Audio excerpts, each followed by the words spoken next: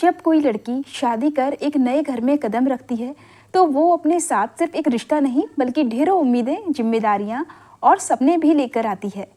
पर क्या हर घर उसे अपनाने की वही कोशिश करता है? क्या हर सास ससुर उसे समझने की कोशिश करते हैं, या फिर वो बस अपने पुराने रिवाजों, अपने अनुभवों और अपने अहम में ही उसे परखने लगते हैं? ये कहानी है महिमा की, एक ऐसी बहू की जो ना तो बगावत करना चाहती थी और ना ही झुक जाना। बस समझदारी और इंसानियत की थोड़ी सी उम्मीद लिए अपने ससुराल आई थी।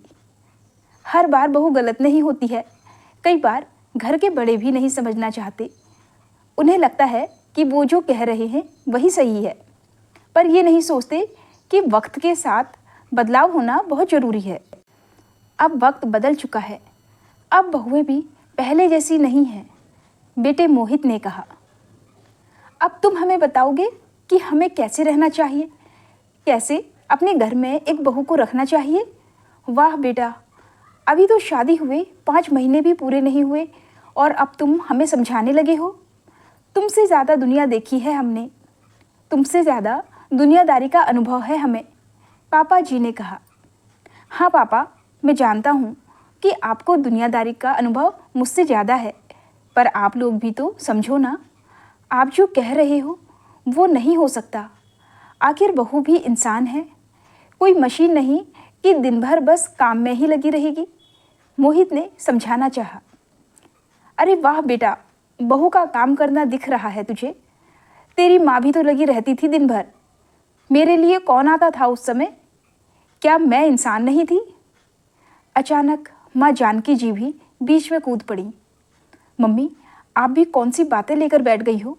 आपने जो किया हम उसका सम्मान करते हैं, लेकिन अब आप बहू की स्थिति भी तो समझो। आप सिर्फ घर का सारा काम करती थी, जबकि आप उम्मीद करती हो कि बहू नौकरी करते हुए घर का सारा काम करे। भला जॉब के साथ वो घर का सारा काम अकेले कैसे कर पाएगी? कुछ तो छूट दीजिए उसे भी, मोहित ने कहा। तो नौकरी करने की इजाज़त दे तो रखी है, वही बड़ी बात है। अरे हमें तो घर से बाहर जाने की भी छूट नहीं थी, और इसे वहाँ जाकर कौन सा ईंटें तोड़नी पड़ती हैं। सर धजकर जाकर मेम साहब बनकर कुर्सी पर बैठना ही तो होता है। सब जानते हैं हम लोग कि सरकारी काम कैसे होते हैं, उसमें भी इसे काम करने में मरी आ रही है, जानकी जी ने कहा। मम्मी, तुमसे तो बस ये उटपटांग बातें करवा लो। किस तरह की भाषा बोलती हो आप? आपने कभी गौर किया है? मोहित ने कहा। हाँ बेटा, पत्नी के आने के बाद अब अपनी माँ को संस्कार भी तू ही सिखाएगा। उसने तुझे पैदा नहीं किया है, बल्कि तूने उसको पैदा किया। हमें तो पाल पोस कर भी तू ही गया था। बस अब बुढ़ापे में यही दिन देखना बाकी था, भगवान दास जी ने चिल्लाते हुए कहा। आप लोगों को कोई समझा नहीं सकता। गलती हो गई जो मैंने आपके सामने बोला, मोहित हाथ जोड़ते हुए बोला और वहाँ से अपने कमरे में आ गया। लेकिन पीछे भगवान दास जी और जानकी जी निरंतर चिल्लाए जा रहे थे और साथ ही साथ अपनी बहू महिमा को भी गालियाँ दिए जा रहे थे। सुनकर मोहित का मन खिन्न हो गया। वहीं महिमा की आंखों में आंसू आ गए। कहने को घर के बड़े थे सास ससुर। कहते हैं बुजुर्ग घर में ज्ञान का भंडार होते हैं, अनुभव और आशीर्वाद की खान होते हैं। लेकिन यहाँ ये बुजुर्ग किस तरह की भाषा का इस्तेमाल कर रहे थे? मोहित और महिमा की शादी 5 महीने पहले ही हुई थी, जो कि एक अरेंज मैरिज थी। गरिमा एक सरकारी स्कूल में टीचर थी। सरकारी नौकरी थी तो जाहिर सी बात है सैलरी भी अच्छी होगी। बस यही देखकर भगवान दास जी और जानकी जी दोनों ने हाँ कर दी। आखिर लोगों के सामने बड़ा सीना फुला फुला कर कहते थे कि हमारी बहू सरकारी नौकरी में है। बहू सरकारी नौकरी वाली तो चलेगी, लेकिन घर का काम भी बहू ही करे। बस इस सोच के साथ वो लोग महिमा को अपनी बहू बनाकर ले आए। कहाँ तो महिमा की शादी से पहले घर में एक साफ सफाई वाली तो कम से कम आती थी। अब तो शादी के बाद उसे भी हटा दिया गया, ये कहकर कि घर में बहू आ चुकी है, अब ये सारे काम वही करेगी। आखिर घर में बहू ही काम करती है तो उससे ही घर की दशा शुभ रहती है। ऊपर से जानकी जी ने हर काम से छुट्टी ले ली। अब तो वो रसोई में आकर झांकती भी नहीं थी। ऊपर से काम में मीन मेख निकालने का काम। और भगवान दास जी और जानकी जी दोनों ये उम्मीद करते थे कि महिमा ही घर का सारा काम करे।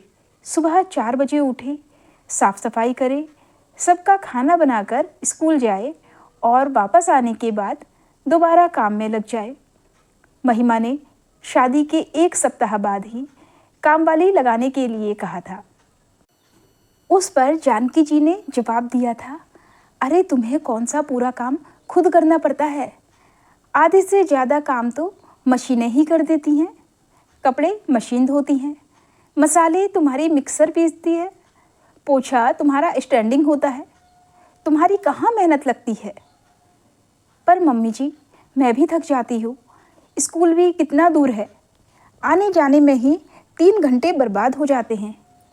ऊपर से घर और स्कूल दोनों, कितना काम रहता है। मैं अकेली कैसे कर पाऊँगी ये सब? अरे कहाँ काम रहता है, घर में काम मशीन कर रही हैं और स्कूल में। ये तो हम सब जानते हैं कि सरकारी स्कूलों में क्या पढ़ाई होती है। तुम तो बस सर धज कर जाकर कुर्सी पर बैठ जाती होगी। क्या ही करना पड़ता होगा तुमको।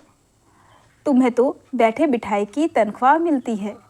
बस इस तरह के जवाब देकर वो महिमा को चुप करा देती। 1-2 बार महिमा ने मोहित से कहा तो मोहित ने जानकी जी और भगवान दास जी से बात की। बस उन्होंने इस बात का भी बतंगड़ बना दिया। ये लो, आते ही इसने अपने पति को अपना गुलाम बना लिया, जो यहाँ हमसे पूछने आ गया घर में कामवाली लगाने के लिए।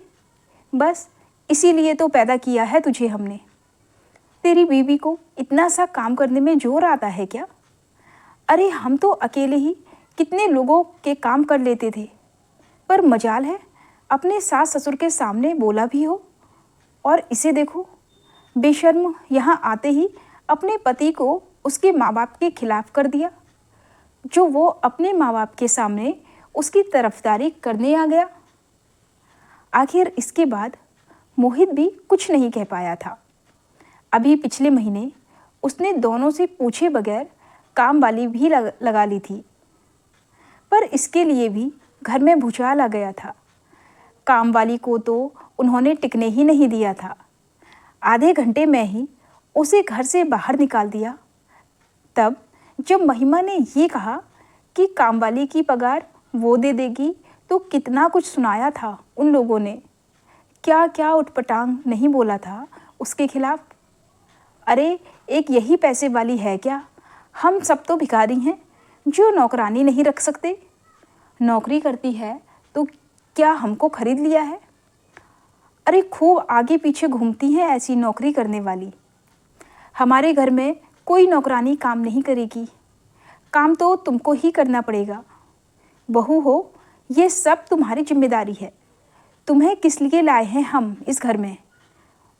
उसके बाद तो उन्हें जहाँ मौका मिलता बस वही रिश्तेदारों और पड़ोसियों के सामने भी बहू के खिलाफ उठपटांग बोलना शुरू कर देते।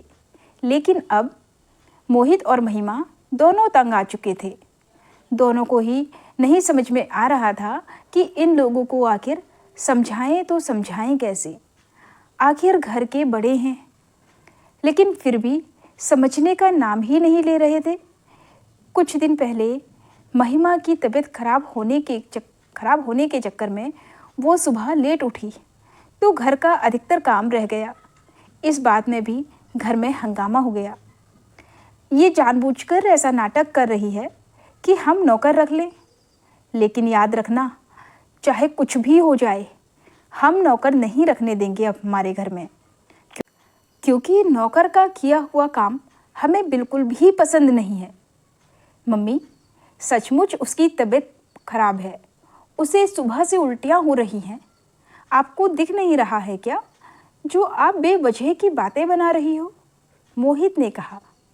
अरे सब जानते हैं हम, ऐसी औरतों का त्रिया चरित्र सब नाटक है। खैर, उस दिन तो महिमा ने स्कूल से छुट्टी कर ली और मोहित उसे डॉक्टर के पास ले गया। जब वापस आया तो उसे देखते ही जानकी जी मुंह बनाते हुए बोली, अरे क्यों, हो गई तसल्ली पैसा खर्च करके? डॉक्टर ने भी यही बोला ना कि ये नाटक कर रही है। सब कामचोरी के बहाने हैं। मम्मी, उसकी तबीयत सचमुच खराब है। डॉक्टर ने उसे आराम करने के लिए कहा है, मोहित ने कहा। हाँ बेटा, माँ बाप को ही बना लो नौकर तुम तो। हम बैठे हैं ना यहाँ घर का काम करने के लिए। उसके बाद तो जानकी जी और भगवान दास जी ने जो गालियों की बौछार की थी और चिल्ला चिल्ला कर घर का माहौल ख़राब कर दिया था, ये सब सुनकर मोहित इतना दुखी हो गया कि उसने फैसला कर लिया कि अब उसे यहाँ नहीं रहना। आखिर 2 दिन बाद मोहित ने एक फ्लैट किराए पर ले लिया और वहाँ महिमा के साथ शिफ्ट हो गया। अब तो आलम ये था कि उनके पीछे इधर जानकी जी और भगवान दास जी आए गए सबके सामने अपने बेटे बहू की बुराई करते रहते कि कैसे वो लोग उन बुजुर्गों को अकेला छोड़कर चले गए। लोगों की हमदर्दी भी उन्हीं लोगों के साथ होती। आखिर बुजुर्ग माता पिता हैं तो हमदर्दी उनके साथ होगी ही। पर ये कोई नहीं सोचता कि किस तरह की भाषा वो इस्तेमाल करते थे या किस तरह की परिस्थिति उन लोगों ने जानबूझकर खड़ी की थी। बुज़ुर्गों को हमदर्दी तो अक्सर मिल ही जाती है क्योंकि वो बुज़ुर्ग होते हैं, लेकिन कोई ये नहीं पूछता कि उनकी जुबान में कितनी तलखी होती है, उनकी उम्मीदों में कितनी कठोरता थी। मोहित और महिमा ने बस इतना ही चाहा था कि इस रिश्ते में थोड़ा अपनापन हो, थोड़ा सम्मान हो, लेकिन जब रिश्ते बोझ बनने लगें और किसी की कही हुई बातें तलवार बन जाएं, तो वहाँ से हट जाना ही बेहतर होता है, क्योंकि हर बार बहू गलत नहीं होती। कई बार सास ससुर को भी सीखना पड़ता है कि वक्त बदल चुका है और बदलते वक्त के साथ अपना रवैया भी बदलना ज़रूरी होता है।